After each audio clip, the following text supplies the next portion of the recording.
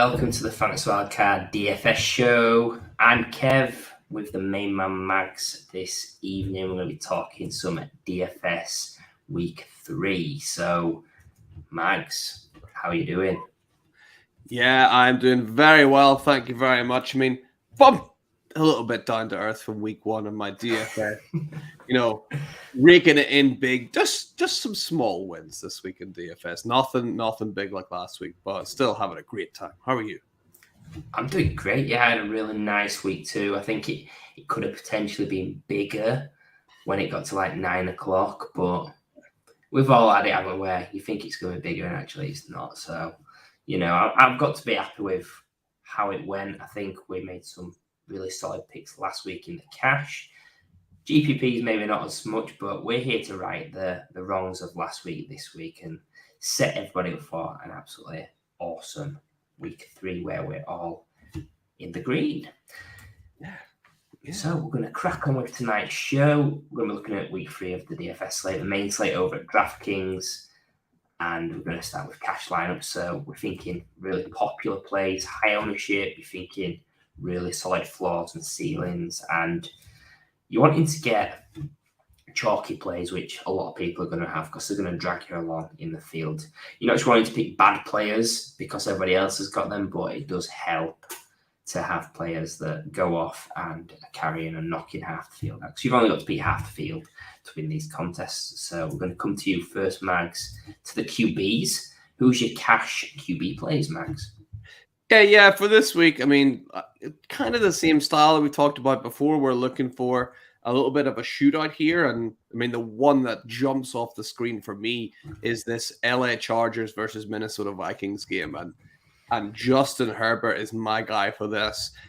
Justin Herbert is someone you can almost pencil in. He's going for 300 plus yards here in this game. Like, that is the minimum that you'd expect here. I mean, he did it last week against Tennessee. He's usually thereabouts. He just needs some of his weapons to step up a little bit more when it comes to being available in the red zone for him. And hopefully he'll have Austin Eckler back next week as well. So maybe a few receptions for him as well to help him get in that red zone more, in that end zone more, because that's really the only thing holding him back from becoming, absolutely huge with the point scoring. But I mean, this Minnesota Vikings defense is so bad that I wouldn't expect anything less than a couple of touchdowns from Justin Herbert. So I think he's a smash play at $7,500. And the second one is a guy that, I mean, he's kind of being uttered in the same breath as Justin Herbert now, right? It's Trevor Lawrence, safely say one of the better quarterbacks in the league now, looks really, really steady at the Jacksonville Jaguars.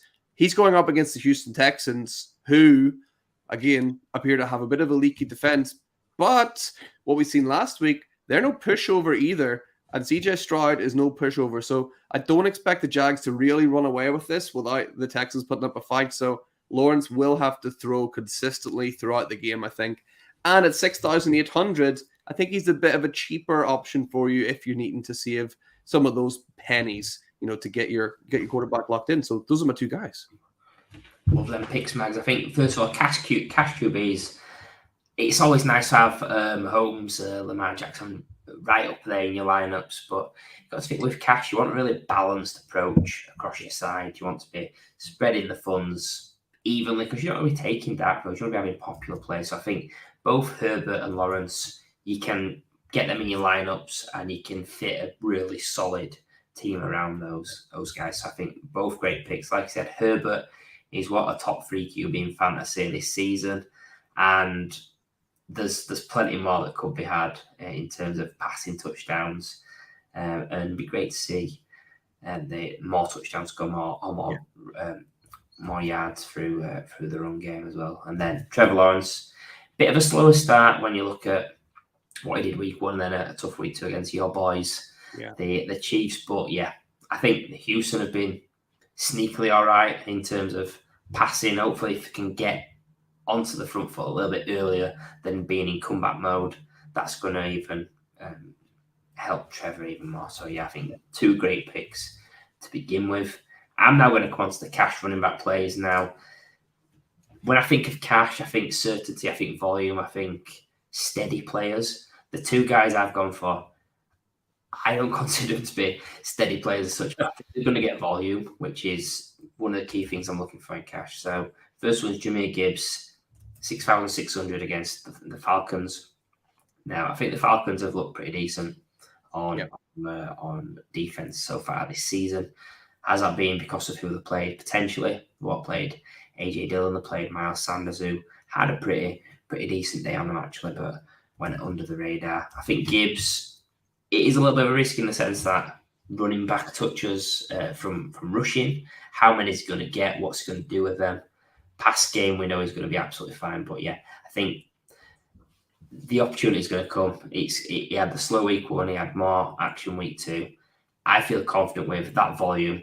But one of the main things why I like Gibbs this week is I think he's going to be popular. And I don't want to miss the boat on him if he's going to have an explosive week. For cash, let's get on board. 6,600 is a really attainable price within the field this week.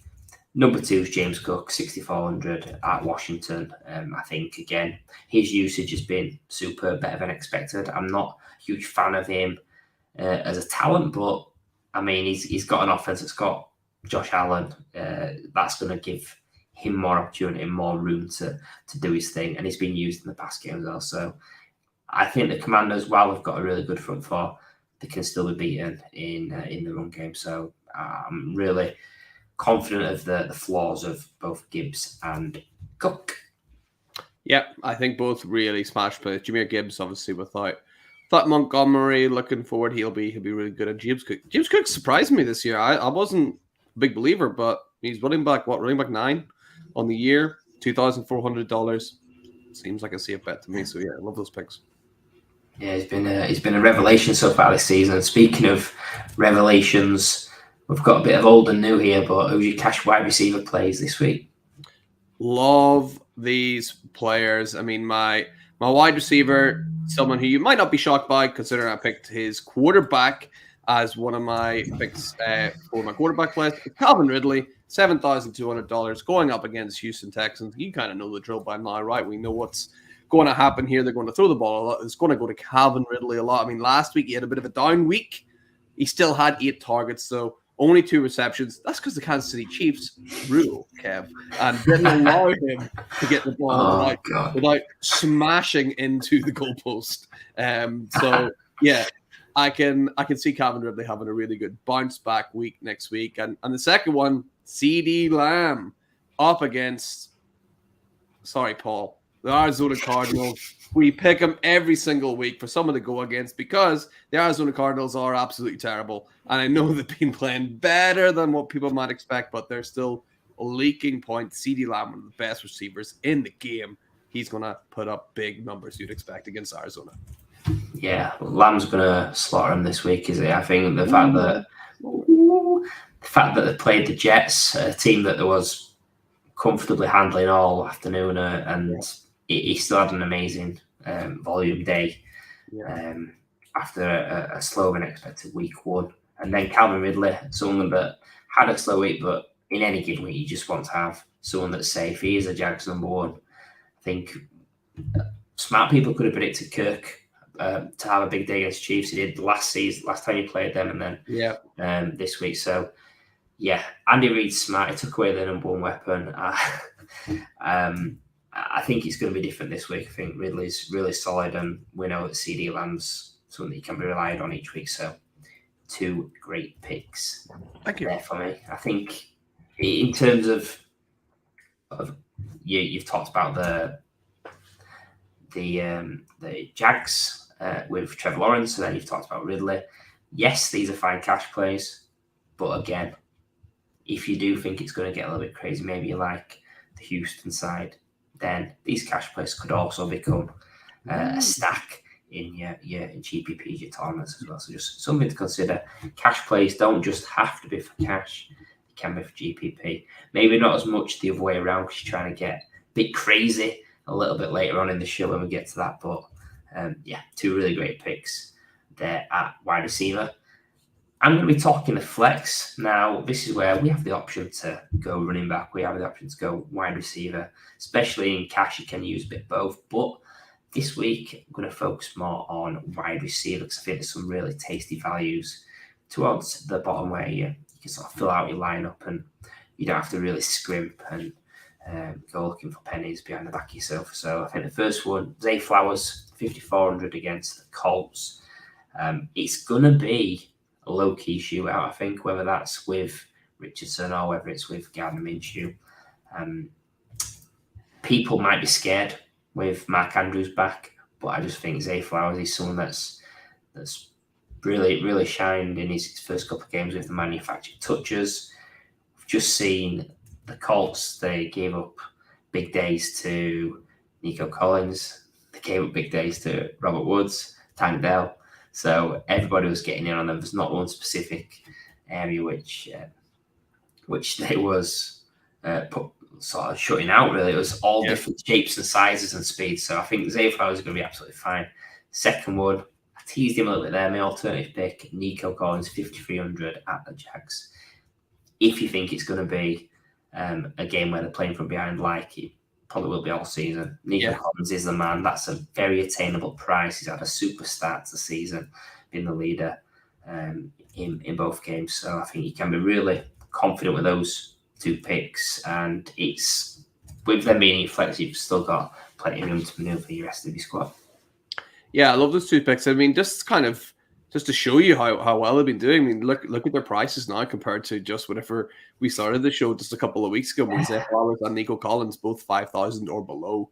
Now sitting at 5,400 and 5,300 shows you the form that they're in, but it's still pretty good value because they're playing really well.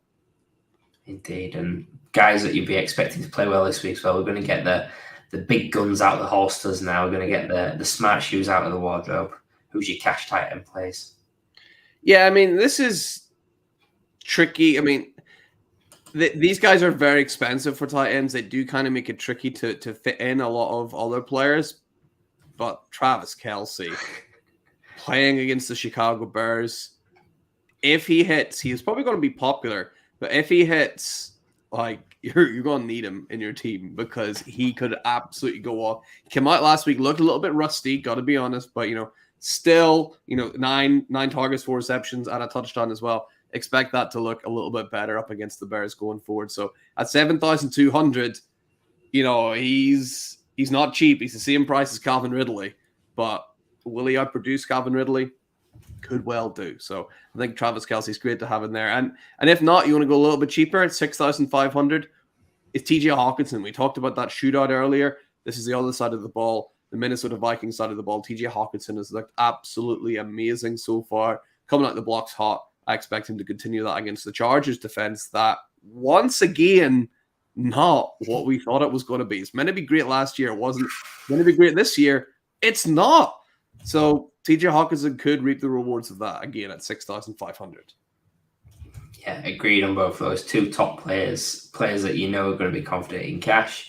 There is a bit of work to do to fit them into your lineups, but we know that like a tight end, you've got your big guys at the top, and then the lower end guys. You can always find the plays at other positions to make up for it, like Zach Moss last week, for example, it was less than 5,000, or the glutton of wide receivers you can stick in at lower prices. Even in cash, you can afford to have one that's slightly more speculative than the rest. But you spoke there about the Chargers being a bad defense. We're going to try not to pick any bad defenses for the cash plays, and the two that stand out to me as the most obvious, because all you really want is obvious picks at this point, obvious picks with an upside. And first one is Seahawks against the Carolina Panthers, 3,200. They're at home. It's Bryce Young, who's I think QB 30 on the season.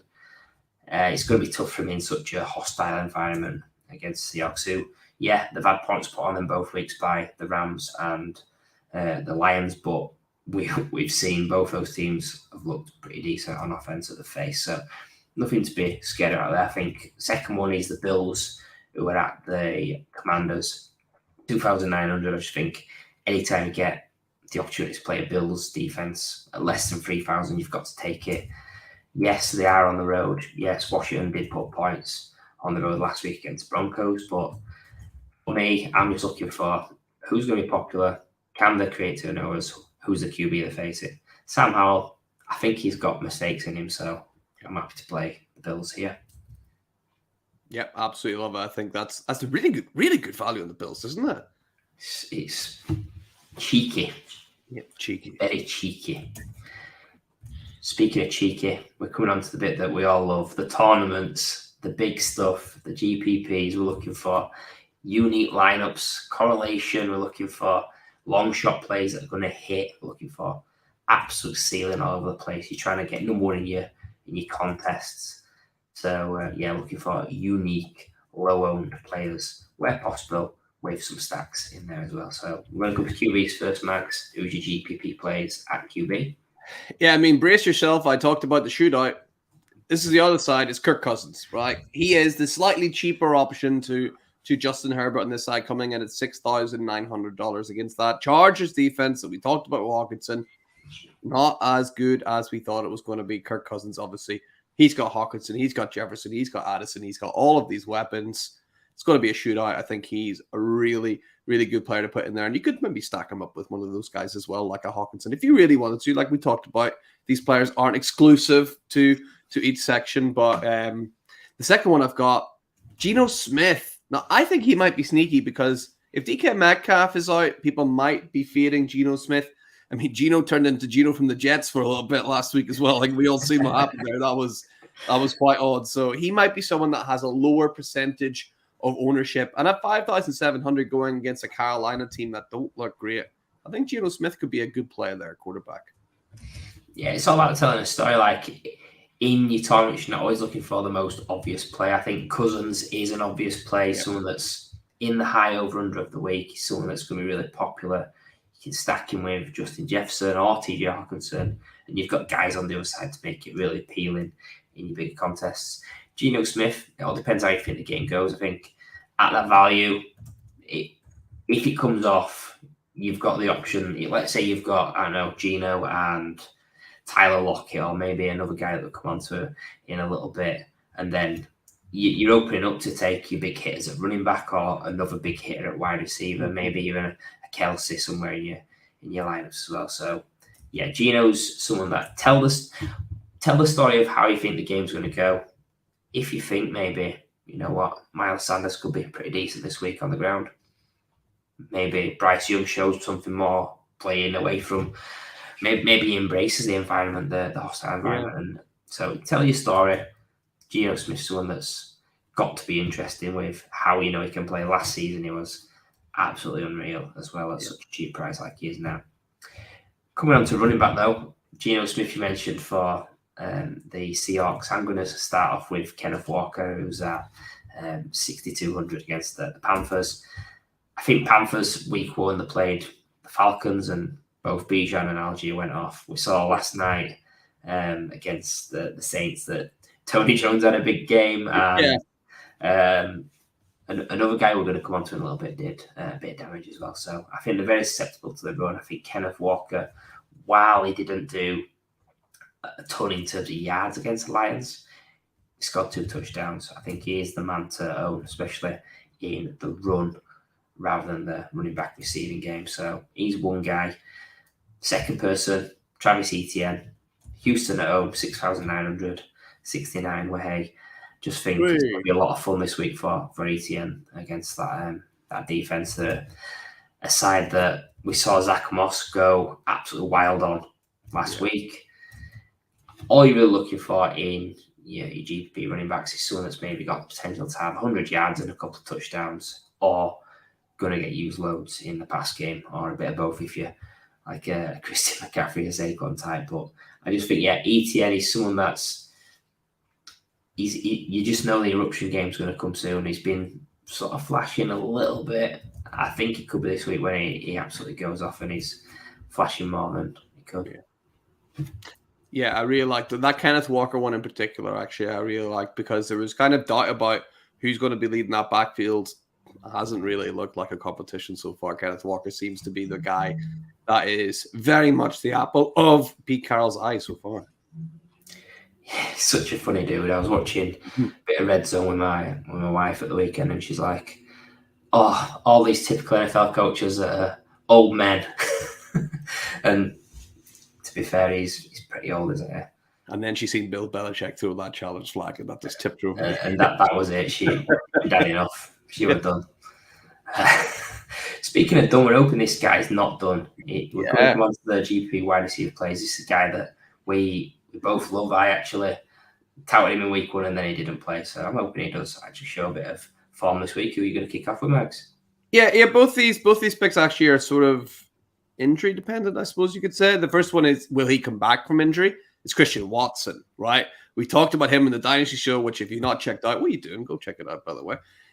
Christian Watson is the most talented member of this Green Bay wide receiver room. I think it's not really particularly close. He is electric. He is dynamic. He showed at the end of last year that he is an absolute weapon with the ball in his hands. And the huge question mark that we had was, like you mentioned, Kev, Jordan Love.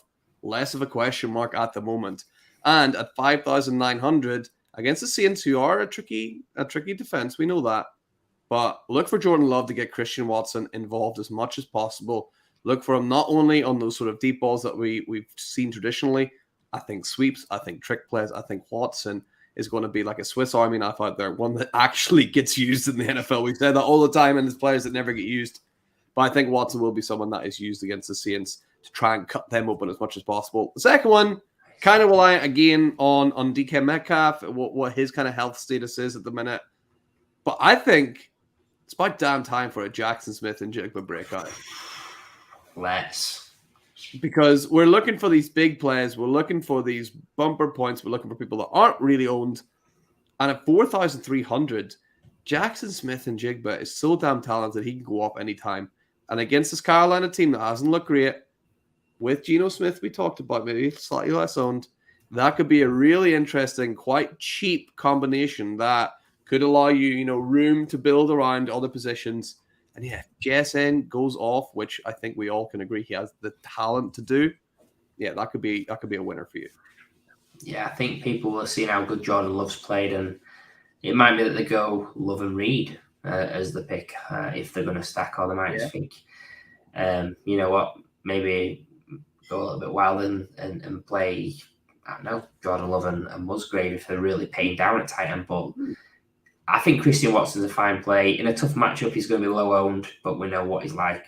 He can receive, he can rush.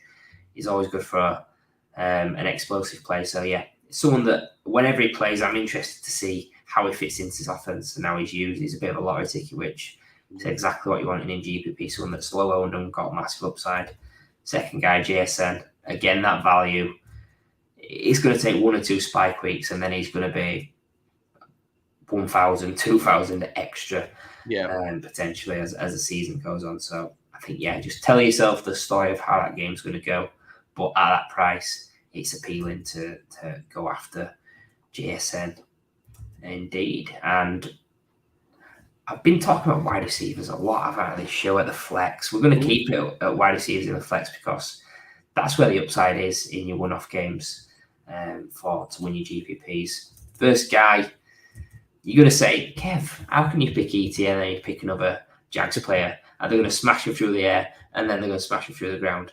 Potentially. I just think at this price, 4,500, Zay Jones is a guy that let a lot of people down this week. He had 0 points. I've got a friend who was absolutely crushing the lineup and he had Zay Jones in, which he'd have won thousands if it had any player that didn't score 0 points. So unlucky on that, Mike Aspie. But I think 4,500, if you can get to, say, 18 fantasy points, times 4, 4.5 times 4, 18 fantasy points, which is doable. What is it? 5 receptions for 70 yards and a touchdown. Yeah. That's all it takes. A fast start to the game. Zay Jones, if he does that, it's money in the bag. Yep. I think the other one is a little bit deeper. KJ Osborne, 4,000 against the Chargers. This could be a popular play by the time it comes off because it's the highest over-under of the week. People will be looking to leverage and get some exposure into that game, but are different to a Justin Jefferson or a Keenan Allen. So I think he's a great leverage play on that. He actually ran a ton of routes, more than Jordan Addison. Now, the output was different. We know Addison's a better player, but if KJ Osborne's going to be on the field more, potentially getting more looks, I think at 4,000, it's criminal. I'll be interested to see what his ownership does show up on the day, because it could be potentially a bad chalk where everybody's got him and he does nothing. However, sometimes you've just got to lean into it, take that chalk with the cheap option, and then build your team differently at other spots where you can get unique. Thinking about last week, Josh Reynolds, he was a guy, 4,300, I think. Very appealing. People were going to be on him. He went off better than expected. So, I think they're two guys that I'm intrigued with. Yeah, I love that. Zay Jones is a sneaky good player, just in general. The Jags do go towards Zay Jones whenever they're in a little bit of trouble. And the Minnesota Vikings do the same with KJ Osborne. They go towards them whenever they're in a little bit of trouble. So both those guys could easily come up and flash a little bit for sure. I like magnets. And speaking of magnets, this is a guy that you've been attracted to all off-season in every format, every contest. Can't believe it's taken till week 3 to discuss this boy. Who's your GPP tight end players? Yeah, I mean, this is somebody.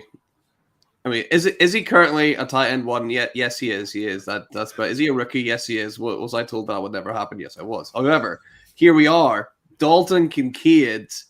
He's smashing it. He's doing really, really well. He had 4 receptions week 1. He moved it up to 6 receptions in week 2. I mean, eight receptions, right? This is the way. It's going to be great by week 17. Trust me. I think at 3,400, it's a great bet against that Washington team that has looked okay. It's looked all right, but I expect the Bills to kind of pick them apart. And Josh Allen, he's looking for Dalton Kincaid. All that's really missing, the touchdowns. So we know with these tight ends, it is a matter of time before they get in the end zone. At the minute, Dawson Knox is being used a lot in that red zone, but I think it's time for Kincaid to get a little bit of action in there. Dawson Knox has looked okay there, but with Dalton Kincaid looking so dynamic everywhere else, I think it could be time for him to be unleashed a little bit more in the red zone. And I think he's a really solid pick at 3,400. And then the second one, I mean, this is the all-time flyer tight end. You might know who it is already after I've said that.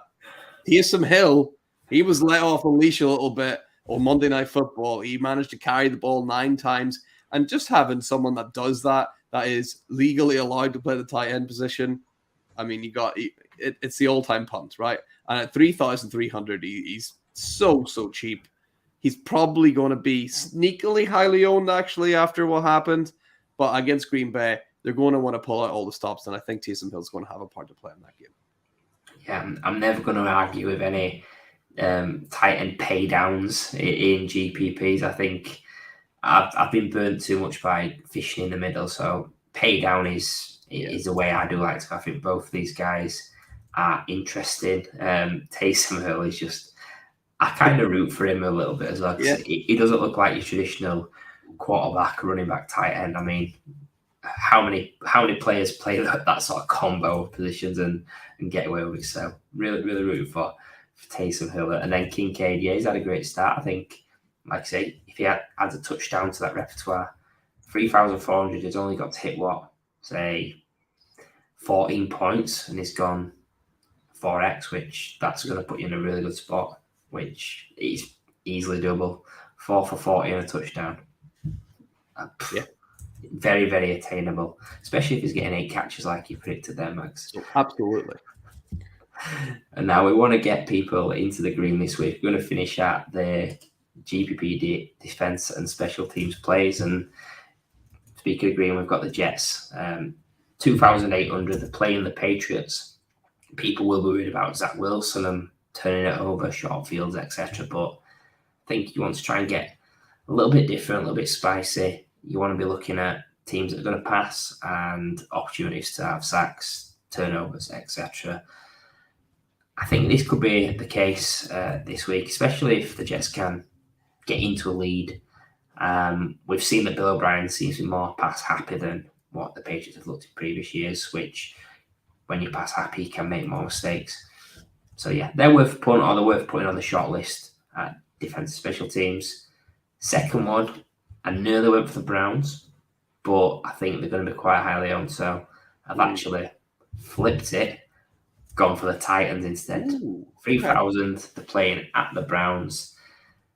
with the Nick Chubb injury, it's putting question marks on the running game. I think it's going to be on Watson to pass more. While he is an elite QB in time, I think when he maybe gets back to how he's been, he's got questions. He had a bad night against the Steelers, who've got a great defense. But yeah, I think there's going to be opportunities to make plays. Tennessee, they're a pass funnel, so it's going to be forced to go for that direction and create opportunities. I think 3,000, that's sort of my limit where I want to go in GPPs, looking down the hatch, really. What's your thoughts? Yeah, I love that. I really like that Titans one. I think that could be a real sneaky good bet just because of how good Jeffrey Simmons has looked this year. He's been one of the outstanding players in the league, and I expect him to keep building on that. And Deshaun Watson, still not coming, is it? It's still not there yet. Like, I thought he'd be there by now, but he's not. He's not, and it's hamming our teams in all formats, DFS, Dynasty, etc. But on that note, we're going to wrap up the DFS show. So thank you for tuning in. Be sure to follow and subscribe to us on X and YouTube. We're at Wildcard DFS and obviously at Fantasy Wildcard as well.